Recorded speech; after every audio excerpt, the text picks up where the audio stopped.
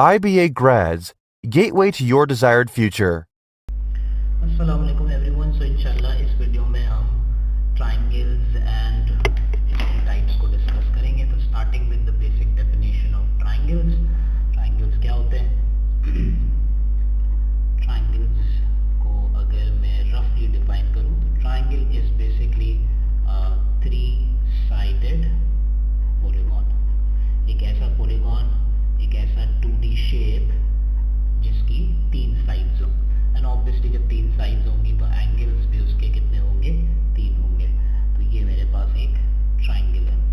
तो moving on to the basic properties of it, let's suppose this is angle A, let's suppose this is angle B and this is angle C.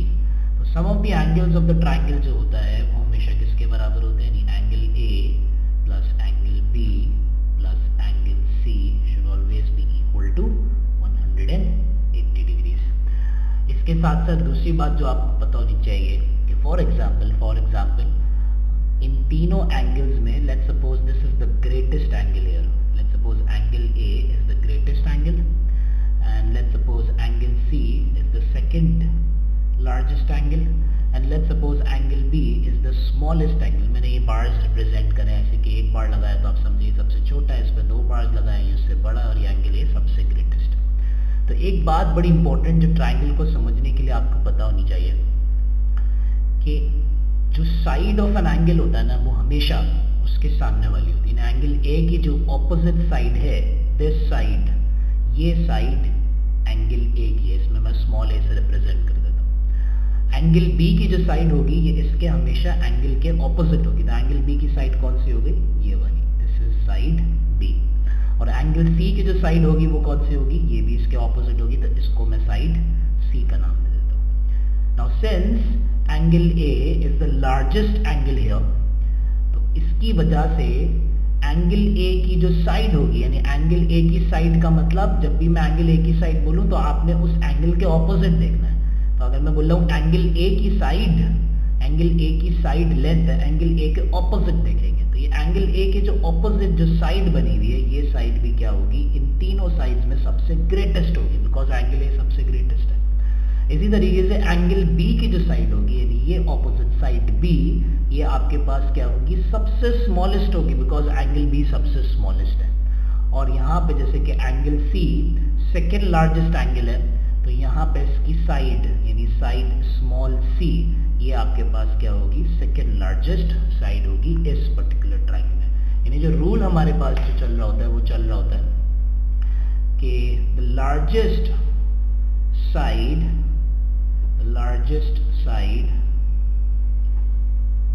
is always opposite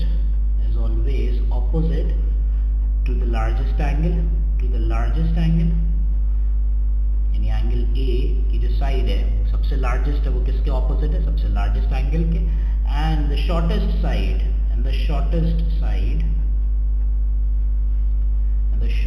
side is always opposite to the smallest angle। तो ये आपके पास एक general rule angles और sides का यहाँ पे चल रहा होता है। ठीक है, एक और बात जो कि हमें पता होनी चाहिए ट्रायंगल्स में, उसको हम कहते हैं triangle side inequality. Triangle side inequality क्या होती है उसको जरा सा हम डिस्कस कर लेते हैं। ये बड़ा एक इंपॉर्टेंट और इजी कॉन्सेप्ट है जो कि पेपर में टेस्ट होता है, ट्रायंगल साइड इनइक्वालिटी।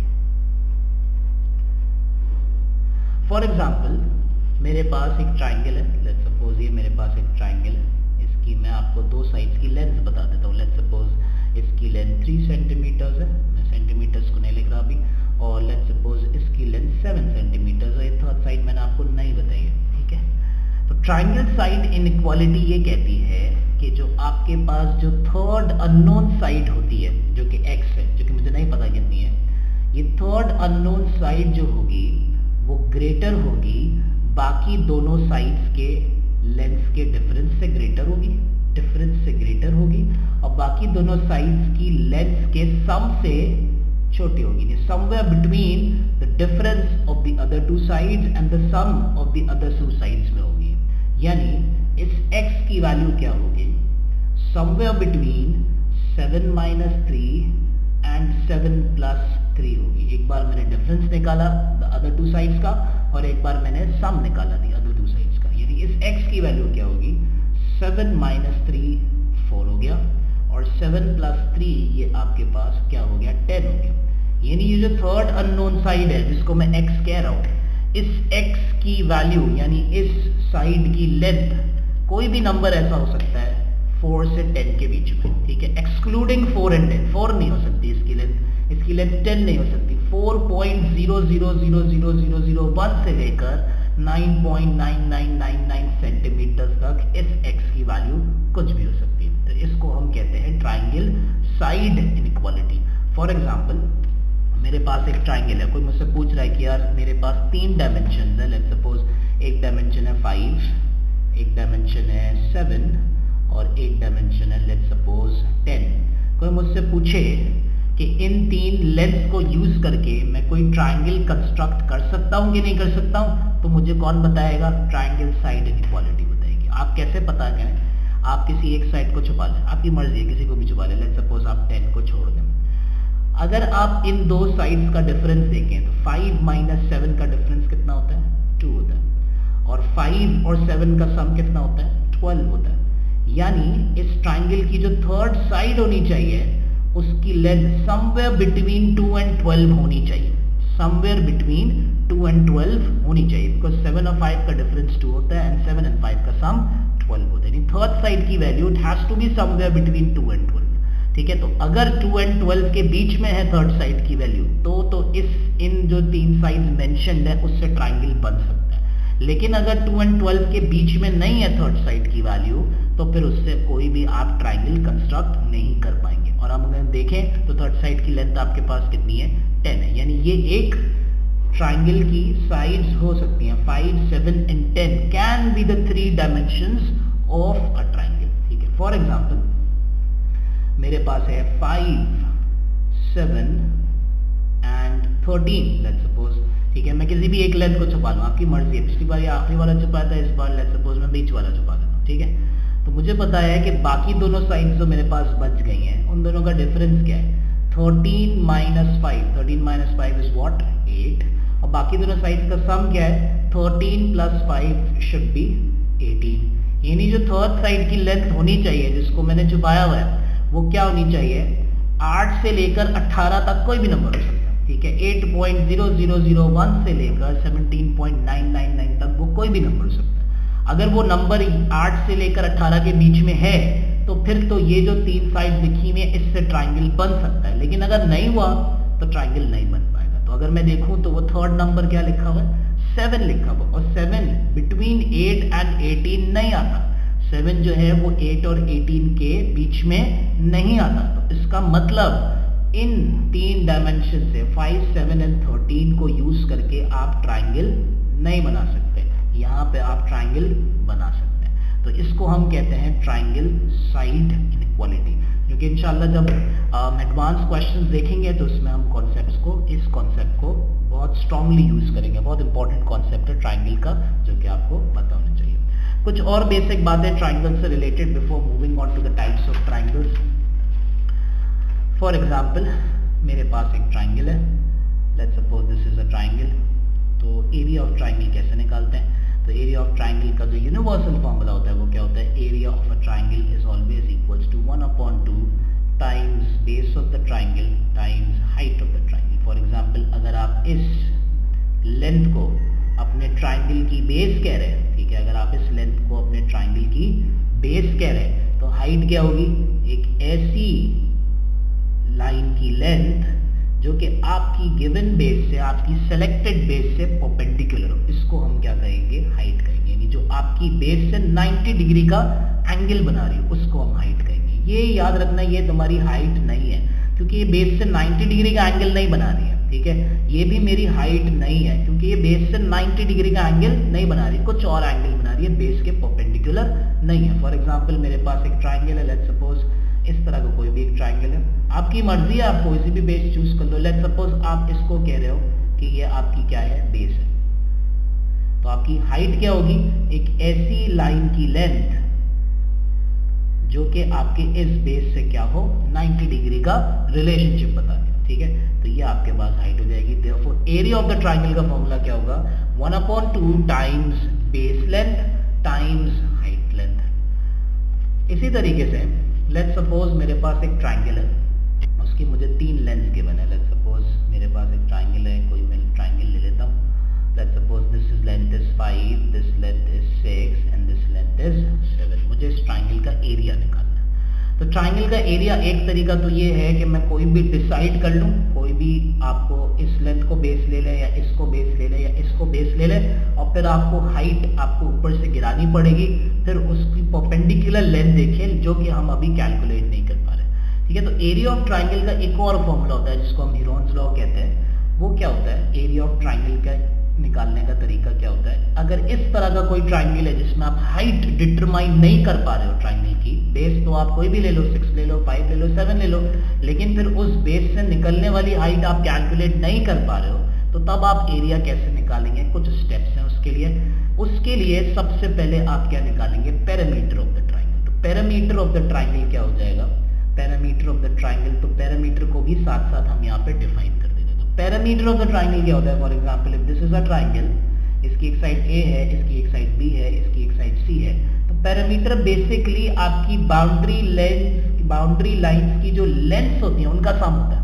यानी पैरामीटर क्या हो गया, this length A plus this length B plus this length C, यानी A plus B plus C, ये आपका क्या हो गया, पैरामीटर ऑफ दिस ट्राइंगल हो गया। तो अभी मैं इस ट्राइंगल का पैरामीटर मेरे पास क्या आ जाएगा, 5 प्लस 6 प्लस 7, 5 प्लस 6 प्लस 7, ये मेरे पास पैरामीटर कितना हो गया, 7 प्लस 6 13, 13 प्लस 5 शुड गिव मी 18। अब अगर आपको एरिया निकालना है तो आप इन 3 साइड्स को और पैरामीटर को यूज करके एरिया कैसे निकाल सकते हैं, उसके लिए आपको एक थोड़ा सा फॉर्मूला याद करना पड़ेगा।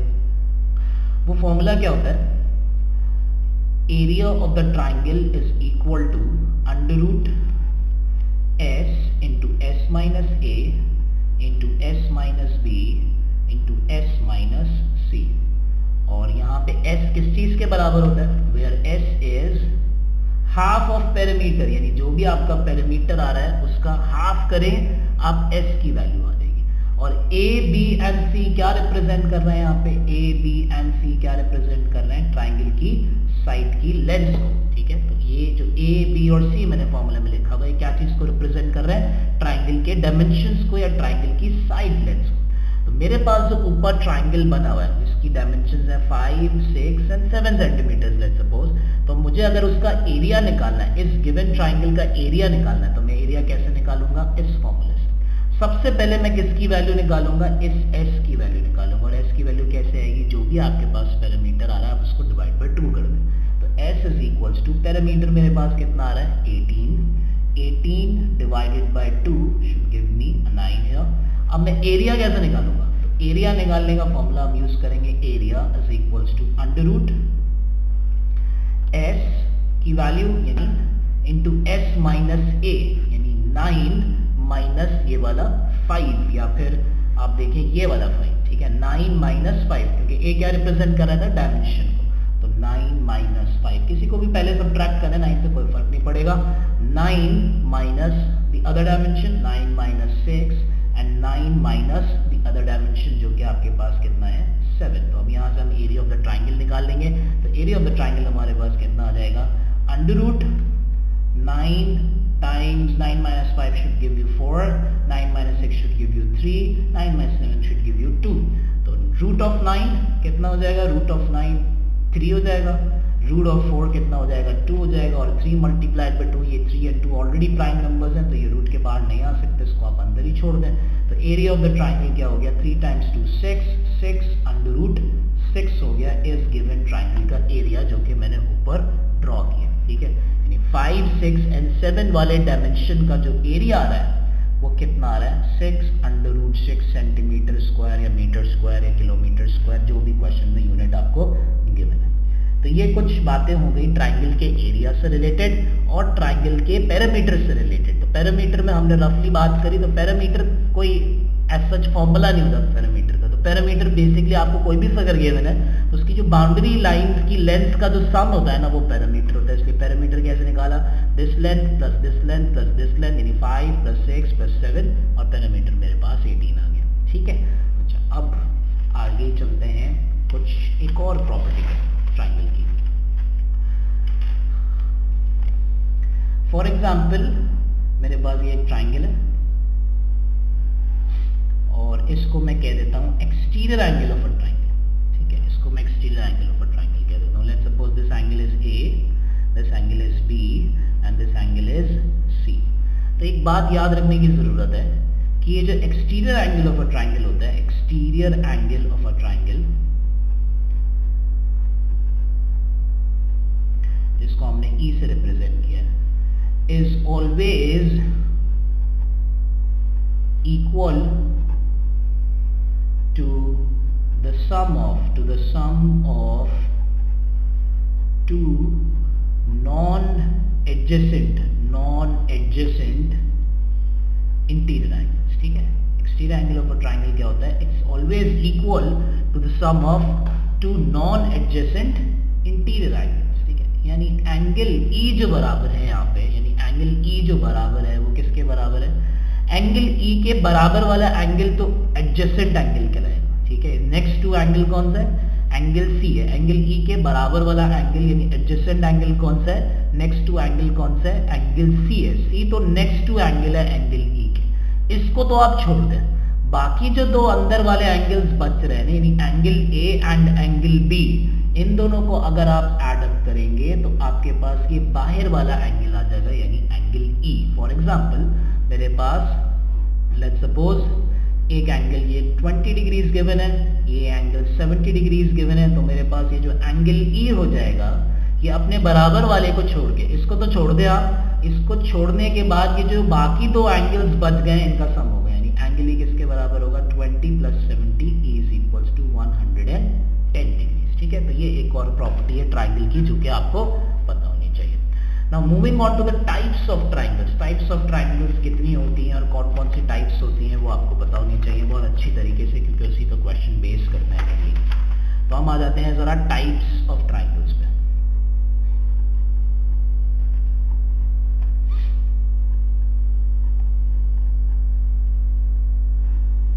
तो टाइप्स ऑफ ट्राइंगल्स में सबसे पहले हम कुछ टाइप्स डिस्कस कर लेते हैं through sides of the triangle.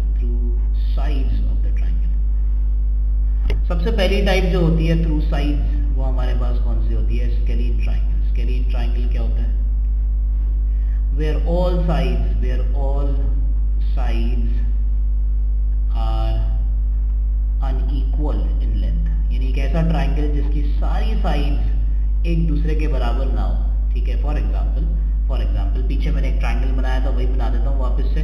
For example ये एक ट्राइंगल है, इसकी एक साइड 5 है, this is 6 and this is 7। इसमें से कोई भी साइड एक दूसरे के बराबर नहीं है, तो इसको हम क्या कहेंगे, स्केलीन ट्राइंगल कहेंगे। स्केलीन ट्राइंगल की बात जो हमें पता होना चाहिए, दूसरे टाइप का ट्राइंगल वो क्या होता है, आइसोसेलेस ट्राइंगल। आइसोसेलेस ट्राइंगल क्या होता है, फॉर एग्जाम्पल मेरे पास एक ऐसा ट्राइंगल होता है where any two sides are equal in length। अच्छा, मॉडर्न मैथमेटिशियंस जो इसको डिफाइन करते हैं ना आइसोसेलेस ट्राइंगल को, वो डिफाइन ऐसे करते हैं, वो एटलीस्ट 2 साइड्स बोलते हैं। ठीक है, तो आपको ये बात भी पता होनी चाहिए। ठीक है, जस्ट इन क्वेश्चन आपको चेक कर ले। मॉडर्न मैथमेटिशियंस जो डिफाइन करते हैं आइसोसेलेस ट्राइंगल को, बोलते हैं at least 2 sides equal in length होनी चाहिए। थोड़ा सा इसको लिख लेता हूँ, एटलीस्ट 2 साइड्स। तो इस पर थोड़ी सी डिबेट है। ठीक है, कि एग्जैक्टली 2 साइड्स बराबर होनी चाहिए कि 2 से ज्यादा भी बराबर हो जाए, यानी अगर तीनों साइड्स बराबर हो जाए तब भी ट्राइंगल को आइसोसेलेस ट्राइंगल कहेंगे कि नहीं कहेंगे। तो मॉडर्न मैथमेटिक्स में एटलीस्ट 2 साइड्स जो होता है ना, उसको आइसोसेलेस ट्राइंगल कहते हैं। ठीक है, तो खैर चलेंगे एक आइसोसेलेस ट्राइंगल की एक एग्जांपल ले लेते हैं। फॉर एग्जांपल मेरे पास एक आइसोसेलेस ट्राइंगल है।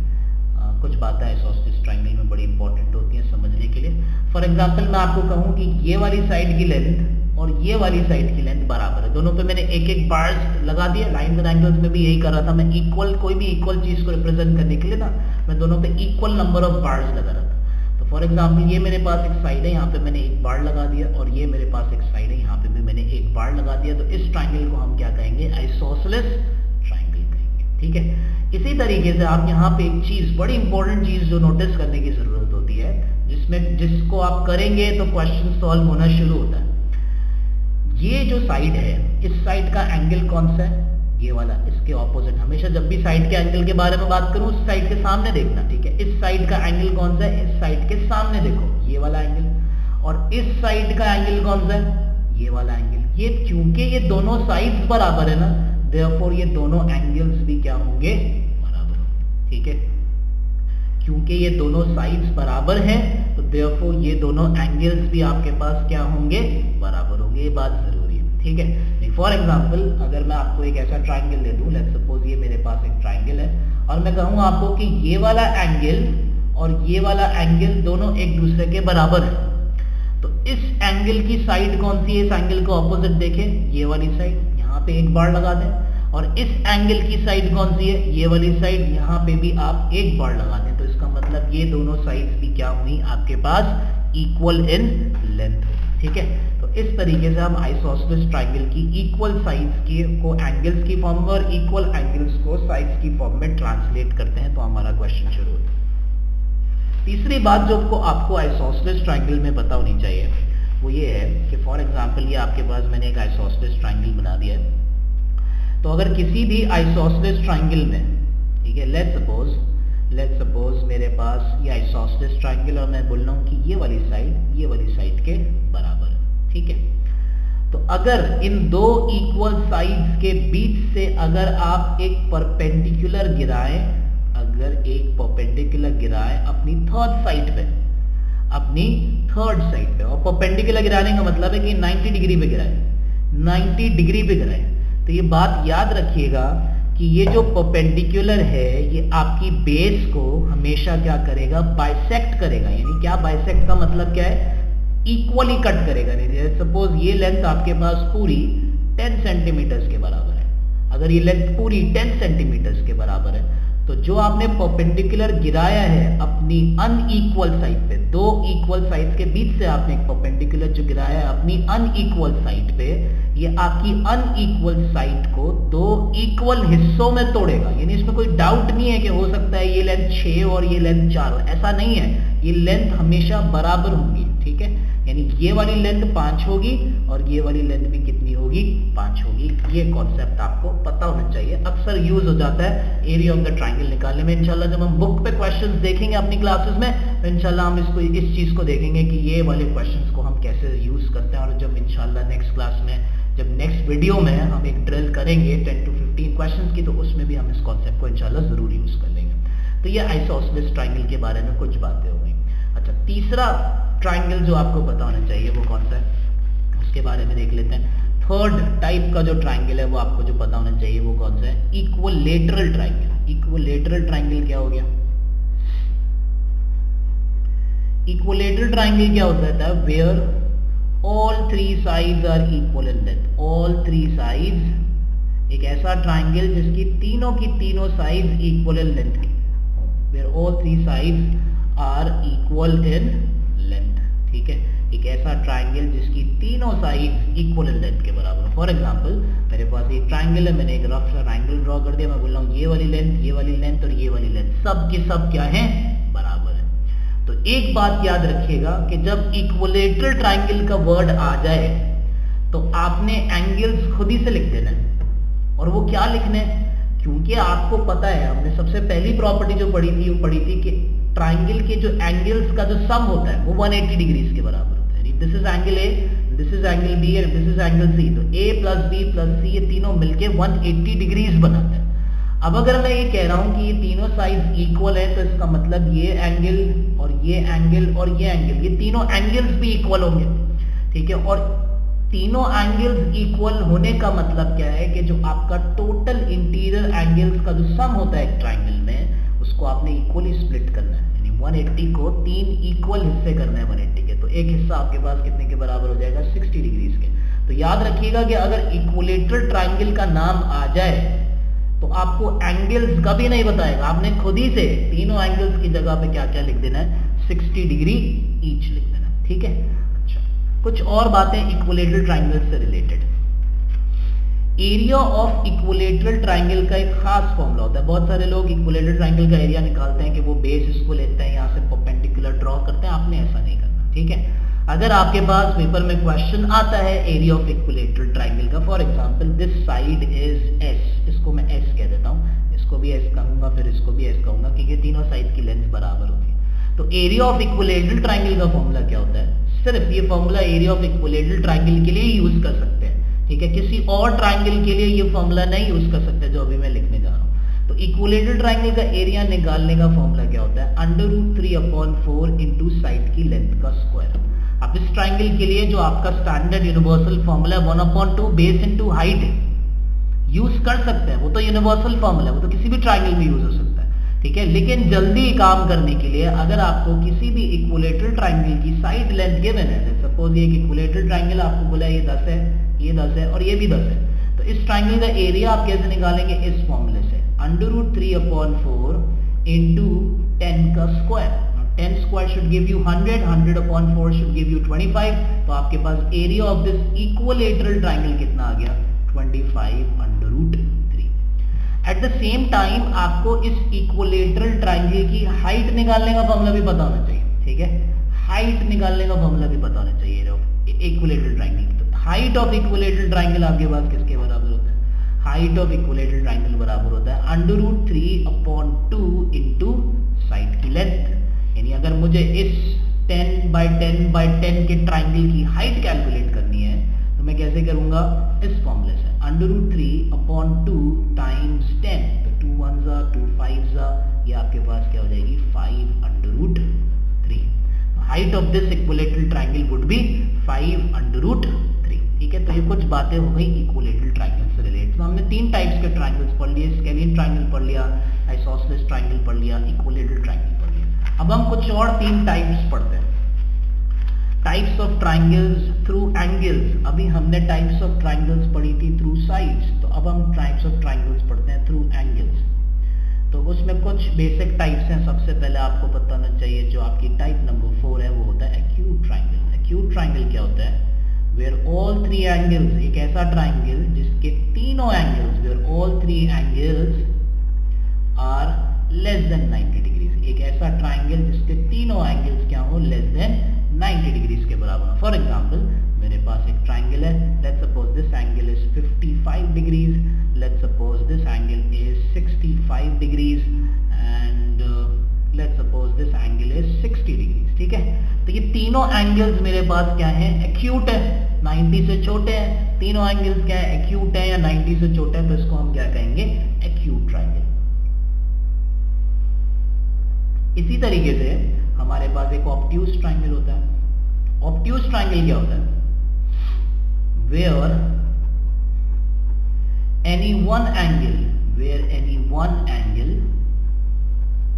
इज ऑब्ट्यूज या more than 90 degrees, where any one angle is more than 90 degrees, ठीक है। लेट्स सपोज मैं एक ट्राइंगल ऐसे बना दूं। मेरे पास एक ट्राइंगल है, this is a triangle, let's suppose this angle is 30 degrees, let's suppose this angle is 40 degrees and this angle is 110 degrees। तो इसको मैं क्या कहूंगा? ऑब्ट्यूज ट्राइंगल कहूंगा, क्योंकि इसमें एक एंगल जो है वो 90 डिग्री से ग्रेटर है, ठीक है। यानी ऑब्ट्यूज है तो इसको मैं ऑब्ट्यूज ट्राइंगल कहूंगा। अच्छा, एक से ज्यादा एंगल 90 से बड़ा नहीं हो सकता किसी भी ट्राइंगल के अंदर। एक से ज्यादा एंगल ना तो 90 से बड़ा हो सकता है, ना तो 90 से 90 हो सकता है, ठीक है। तो एक से ज्यादा एक ही होगा। अगर एक एंगल 90 से बड़ा हो गया तो आप उसको क्या कहोगे? ऑब्ट्यूज ट्राइंगल कहोगे। Moving on to the 6th type, वो भी बड़ी इंपॉर्टेंट टाइप है। इक्विलेटरल ट्राइंगल के बाद, या समझें आप इक्विलेटरल ट्राइंगल से भी ज्यादा इंपॉर्टेंट टाइप है। वो कौन सी टाइप है? Right triangle. राइट ट्राइंगल क्या होता है? टाइप नंबर 6 हो गई हमारे पास, राइट ट्राइंगल। राइट ट्राइंगल क्या होता है? Where any one angle is right, और right means any one angle is equal to क्या हो? 90 डिग्रीज हो, ठीक है। एक ऐसा एंगल, कोई एक भी एंगल 90 डिग्री के बराबर हो गया, कोई एक ही होगा, एक से ज्यादा नहीं हो सकता। तो उसको हम क्या कहेंगे, राइट ट्राइंगल कहेंगे। Let's suppose this angle is 90 degree, से 90 डिग्री का साइन। अच्छा, अगर ये एंगल 90 डिग्री है तो ये जो बाकी दो एंगल्स बच जाएंगे, नहीं this is angle A and this is angle B, तो ये दोनों ऑब्वियसली 90 से छोटे होंगे, क्योंकि ट्राइंगल के एंगल्स का सम जो होता है ना वो 180 होता है, यानी A plus B plus 90 is equals to 180। ऐसी इक्वेशन बनेगी, ए प्लस बी प्लस ये वाला एंगल इक्वल्स टू 180। 90 को दिल आगे सब्ट्रैक्ट कर दूं तो ए प्लस बी किसके बराबर आ जाएगा, 180 माइनस 90, 90 डिग्री की।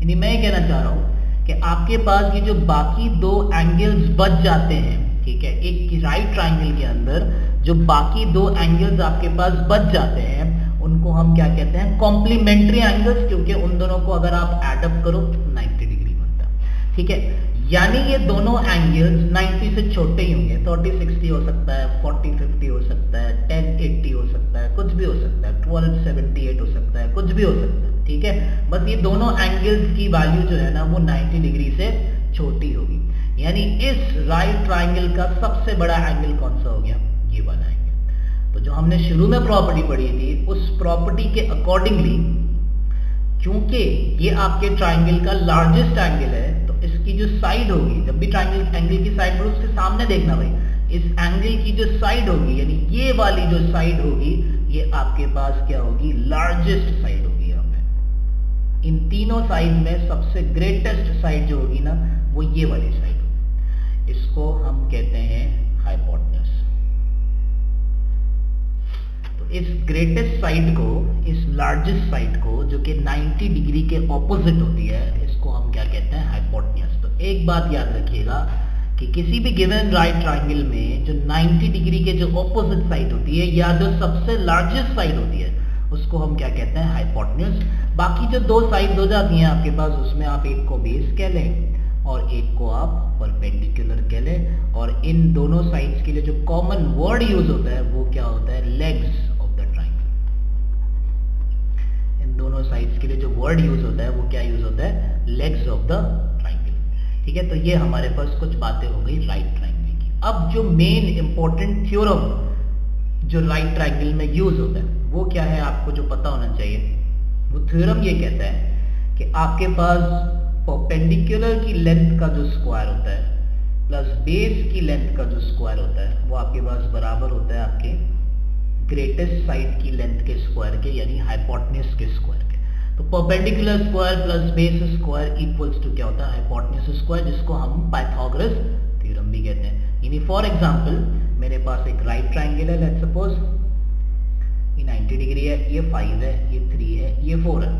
ठीक है, तो मेरे पास क्योंकि ये राइट ट्राइंगल है तो इस परपेंडिकुलर की length square plus base length square बराबर आएगा मेरे पास किसके, हाइपोटेन्यूज स्क्वायर के। यानी 3 स्क्वायर प्लस 4 स्क्वायर मेरे पास इक्वल आएगा किसके, 5 स्क्वायर के। 3 square should give me 9, 4 square should give you 16, 5 square should give you 25, तो 25 इज इक्वल्स टू 25। ये प्रूविंग हो गई कि ये जो ट्राइंगल है, सिंस इसके डायमेंशंस पाइथागोरस थ्योरम को सेटिस्फाई कर रहे हैं, इसलिए ये जो ट्राइंगल है ये आपके पास राइट ट्राइंगल है। कुछ मोस्ट कॉमन पाइथागोरियन ट्रिपलेट्स आप याद कर लें जो कि एप्टीट्यूड टेस्ट में, मेबी सैट, आईबीएस, ईबीएम, जेबिस्ट में आपको बहुत देता है।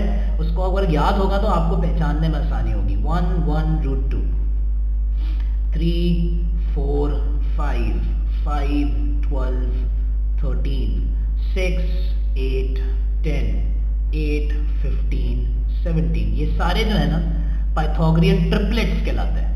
तो इनमें जो सबसे ग्रेटेस्ट साइड है, हर कॉम्बिनेशन में जो सबसे ग्रेटेस्ट साइड जो मैंने लिखी है ये बेसिकली क्या है, हाइपोटेन्यूज।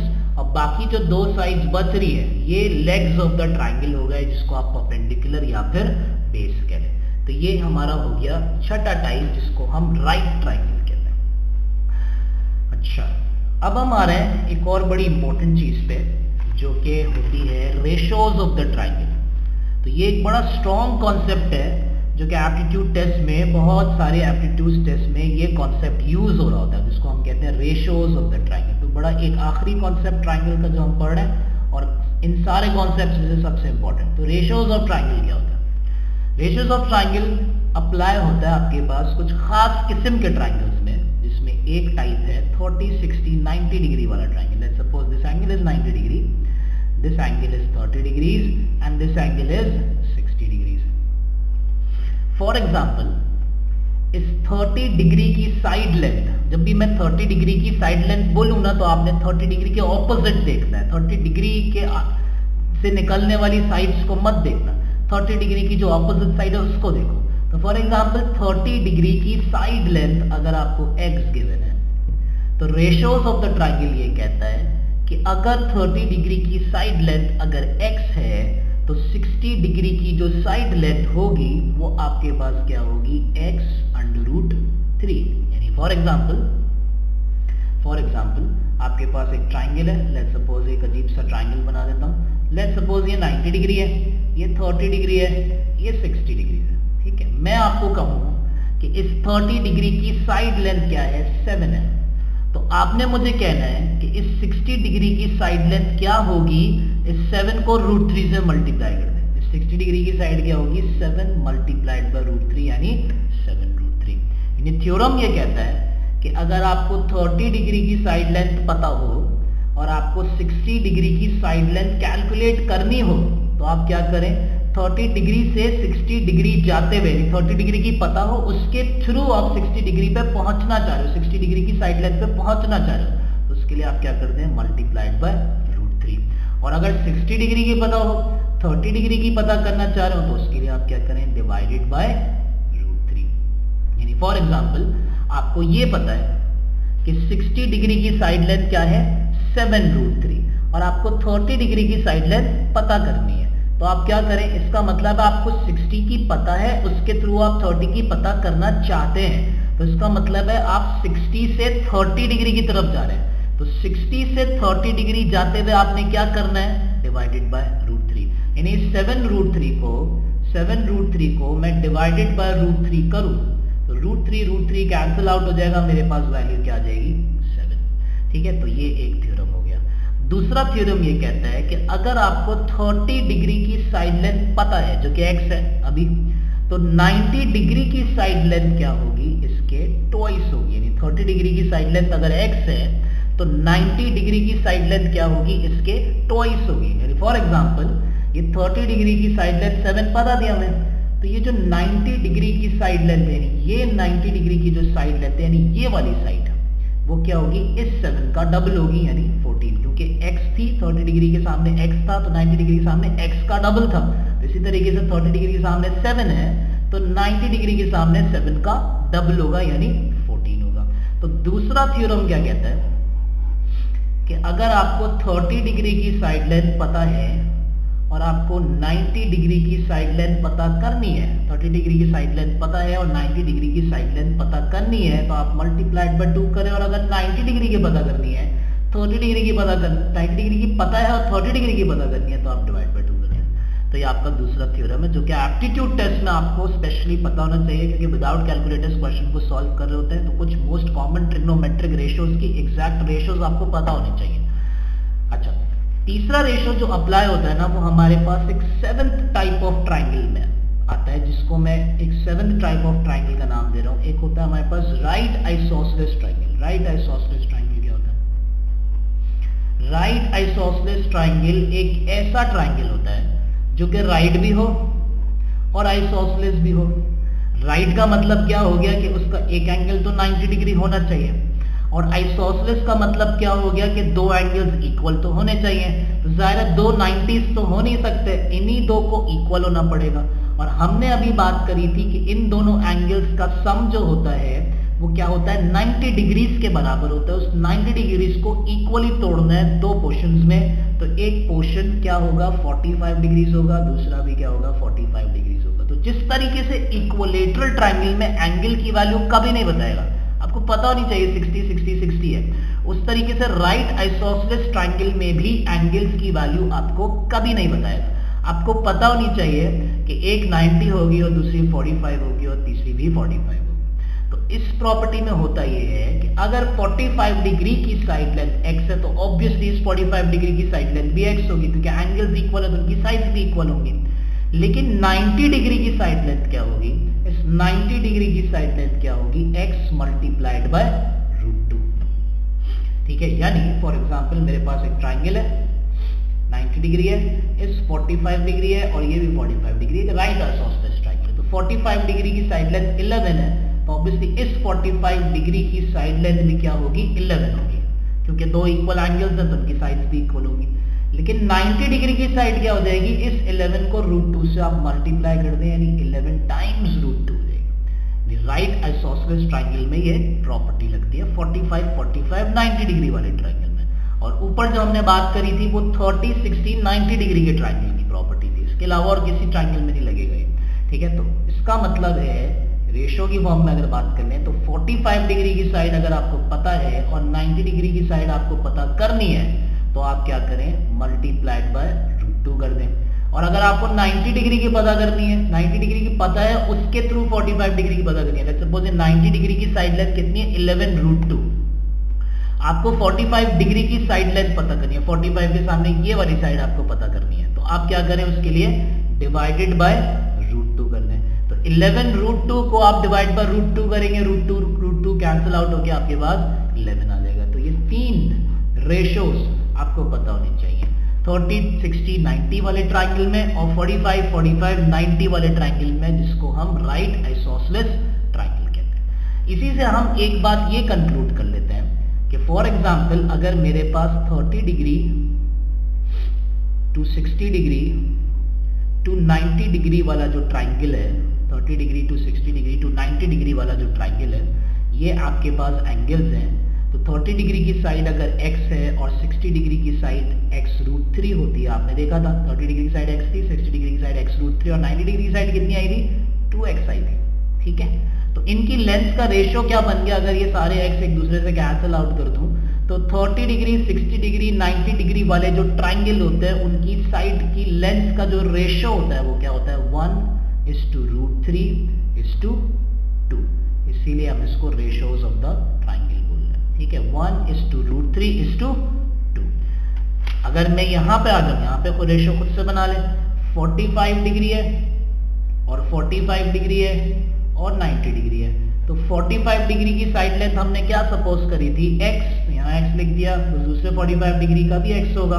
लेकिन 90 डिग्री की साइड लेंथ हमने क्या कैलकुलेट करी थी, x√2। तो यहाँ पे अगर x को मैं कैंसिल आउट कर दूं, तो रेशियो क्या बनेगा, 45 degree to 45 degree to 90 degree वाले ट्राइंगल की जो साइड की लेंथ का जो रेशियो होता है वो 1:1:√2 होता है।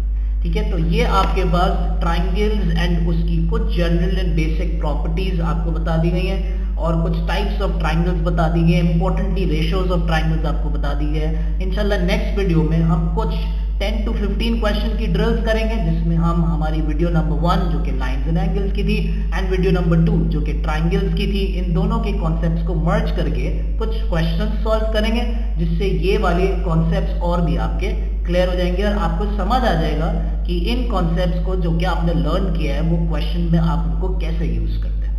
Thank you, Allah Hafiz.